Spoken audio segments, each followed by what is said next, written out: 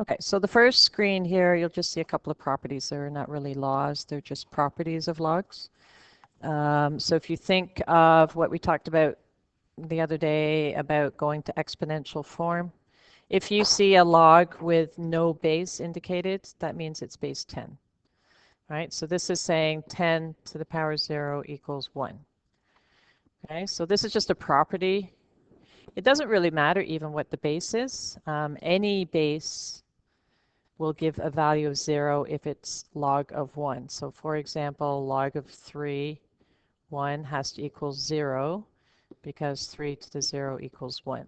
Log 100 of 1 equals 0 because 100 to the 0 equals 1.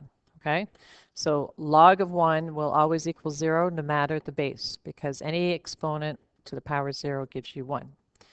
Another property is that if the base here is the same as the answer, it must have a value of 1 because if I put it in exponential form, m to the power 1 has to equal m.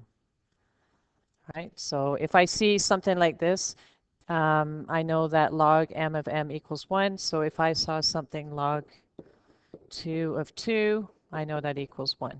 If I see log 5 of 5, I know that equals 1. Okay, so it's just properties, not really laws, but just properties that you can use if you remember how it all works. Okay, so laws of logs are very, very similar to laws of exponents.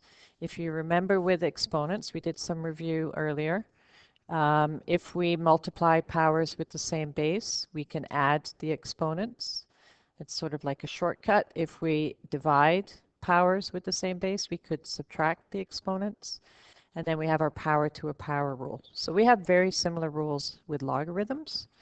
So for example,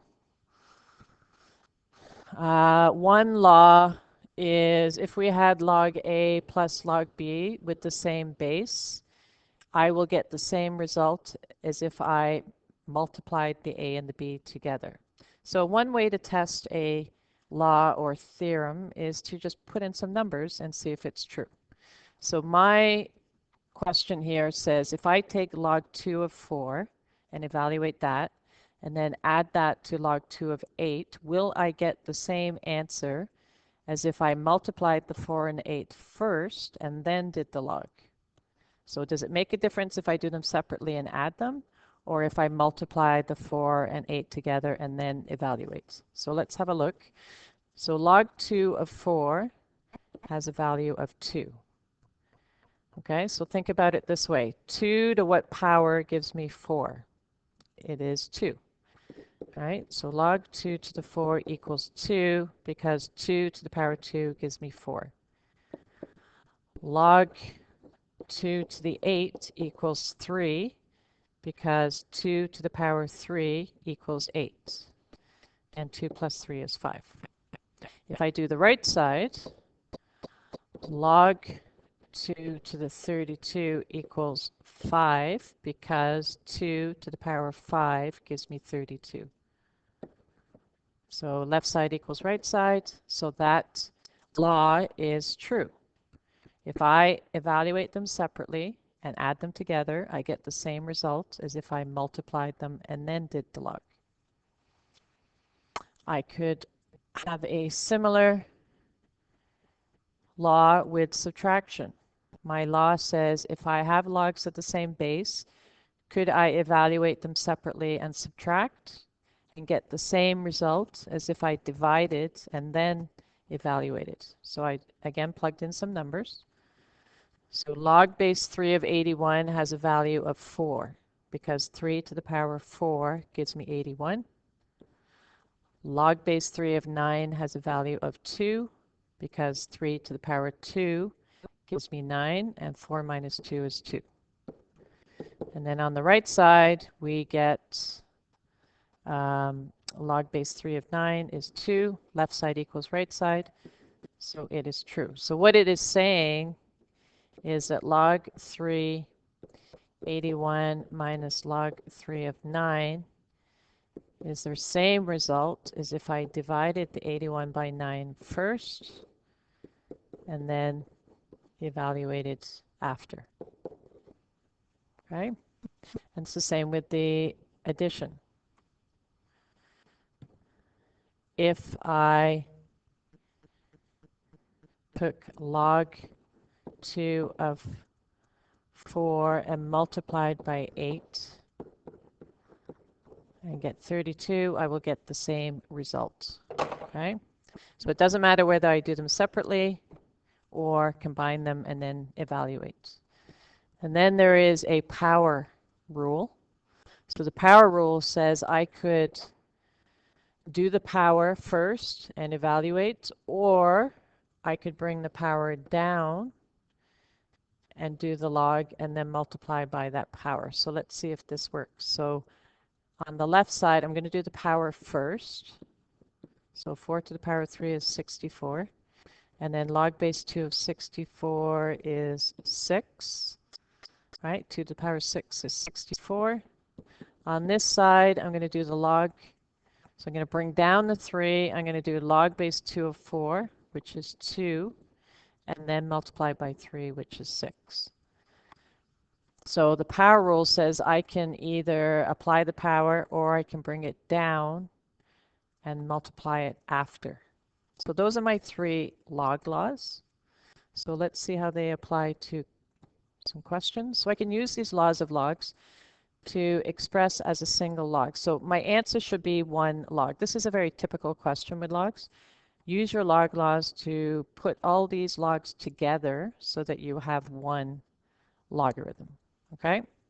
So powers are going to go back up first. So think of order of operations, exponents first. So powers, right, these numbers in front are going to go back up as a power. So it's going to be 10 to the power 2, which is 100. And then any subtraction, I'm going to change back to division. So it's 100 divided by 4 is 25. So all I've done is reverse the log laws so that my end result is 1 logarithm with 1 base. Okay, that's all you're doing. You're not evaluating it. You're just applying the laws and putting it back together. So here I would put the 1/2 back up. Any fractions should be expressed as roots. So I know that x to the 1/2 is the same as the square root of x. And I'm going to change addition to multiplication. So times y. Be careful with the square root. The y is not inside the square root. The half only belongs to the x, not the y. So only put the x inside the square root. Okay, this one, I'm going to put the 3 back up and the 4 back up. So that would be x to the power 3 and y to the power 4. And then I'm going to change addition back to multiplication. So just be x3 times y4. If you want to make it a little neater, you can put brackets around it. Not necessary, but I like to have those brackets. Okay, this one, I'm going to put the 1/2 back up. So it's 144 to the power 1/2. A half is the same as a square root. So I'm going to square root 144. And if I can square root it, I will. 144 can be square rooted to 12. And then I'm going to change subtraction back to division.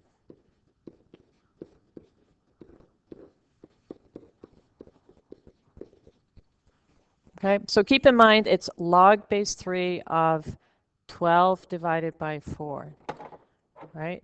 12 divided by 4. It's not log 3 of 12 divided by, sometimes I see students do this. Log 3, 12 divided by log 3, 4. It's not that, right? It's log base 3, and then I have 1 argument. So I don't have 2 logs, I just have 1. So the 12 and the 4 get divided. They do not have logs in front of them. Okay, so just be careful of that. All right, this one, I'm going to put the 4 back up. And you could do a lot of these steps in one step. I'm just writing out each step individually. But you can certainly combine steps. So they're all base 5, so I can divide the y. And then addition is going to become multiplication, so it's x to the 4 times z over y. Okay. And then this last one, we have a power 2 over 3 going back up. We have a power 2 going back up. So it's log 3b to the power 2/3 and c to the power 2. And then I'm going to change addition to multiplication, and at the same time I'm going to change the 2/3 to a radical. So b squared root 3. And then I'm going to divide by c squared. So I could do that all in one step. Okay, I can change the power to a root, and I can do my multiplication and division in one step. Okay, so that's a very typical question where you're just using your log laws to put all these logs back together so that you only have one log. Another useful question or tool for the laws of logs is to actually evaluate. So this is similar to the question I just did, but now I might actually be able to find an answer. So when I look at this, log 8 to the 4 and log 8 to the 16, I can't evaluate separately, but I could change addition to multiplication. So I'm going to do 4 times 16. And then I can evaluate that because I know 8 to the power 2 gives me 64. So log laws are useful if you can't evaluate separately, but when you put them back together, you might be able to evaluate.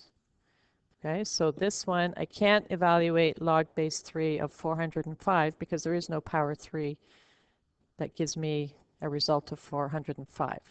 And the same with log 3 of 5. 3 to a power is not going to give me 5. But if I changed subtraction to division, 405 divided by 5 is 81. And I can evaluate that because I know 3 to the power 4 gives me 81. Okay, so its uses are helpful if you want to evaluate and you can't do them individually, but you could do them if you combine the log laws. This one, I'm going to put the 5 back up and the 16. So remember, I can't combine these with addition until I put those powers back up. So 5 squared and 16 to the 1/2 is square root. So that's log 25 times plus log 4. And remember, this is log base 10 because I don't see a base, so I know it's 10. And 10 to the power 2 gives me 100. So log 10 has a value of 2 because it's base 10.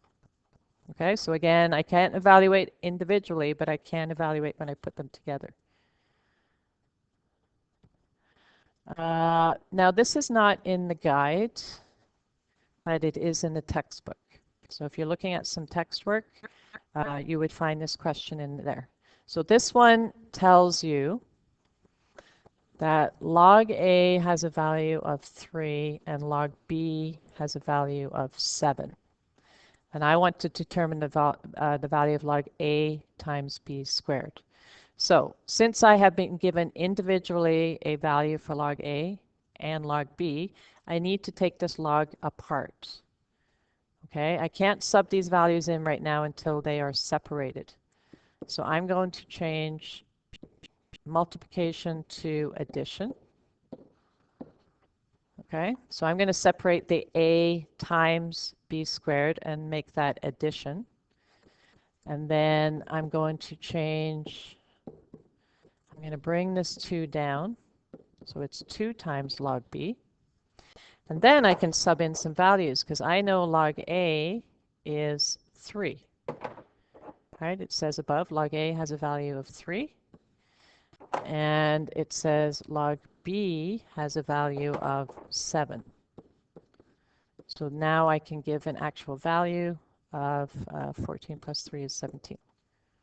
So in order to replace the 3 and the 7, you have to separate the log a's and the log b's into their individual logs using the log laws. So this one, I have division. I would change that back to subtraction. And then I can put in the numbers. So I know log a has a value of 3. Log b has a value of 7. And then I can just evaluate.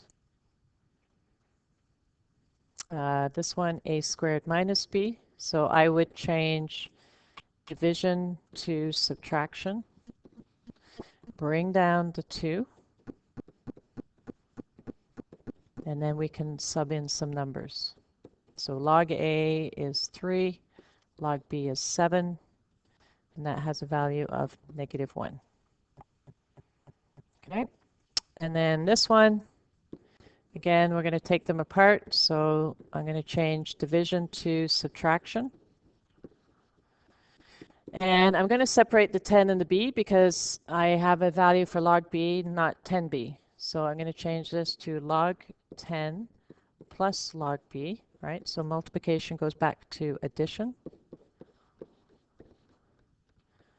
Okay, so log b has a value of 7. Log a has a value of 3.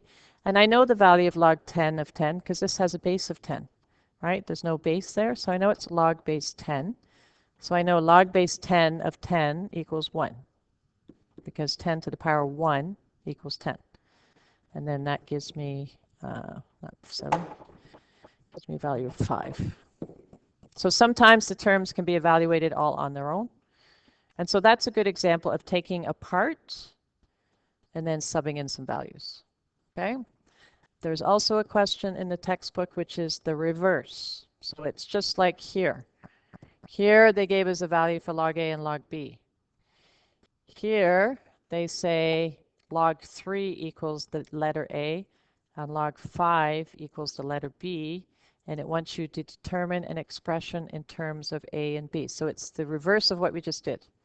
So we have to be able to express this number in terms of log 3 or log 5 or both, right? So one or the other or both. So I know 15 is 3 times 5. So I'm going to change 15 to 3 times 5. And then I'm going to separate multiplication to addition. And then I can put in the letters. So I know log 3 equals a and log 5 equals b. So now I've expressed it in terms of a and b. Okay? So 45. Well, there's 2 ways to do that one. So we did this with my other class. So some people did 45 as 9 times 5.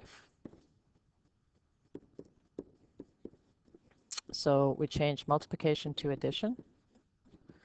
And then 9 is 3 times 3, or 3 squared. It doesn't really matter which one you use.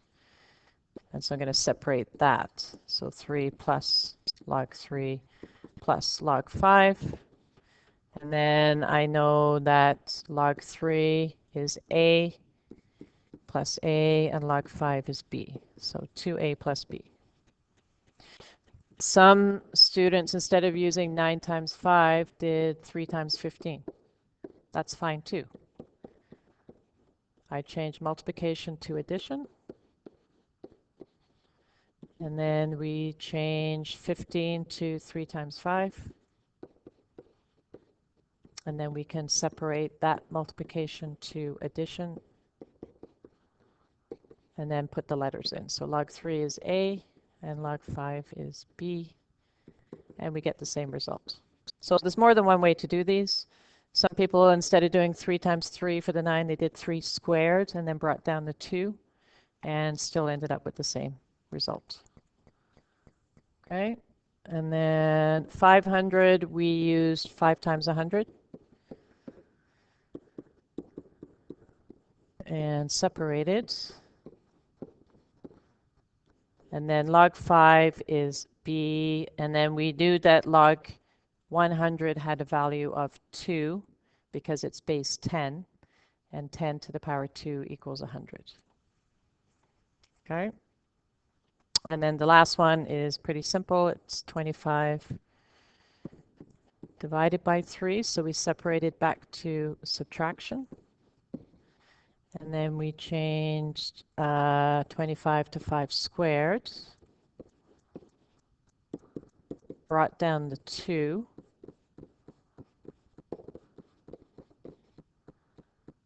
And then it would be 2b minus a.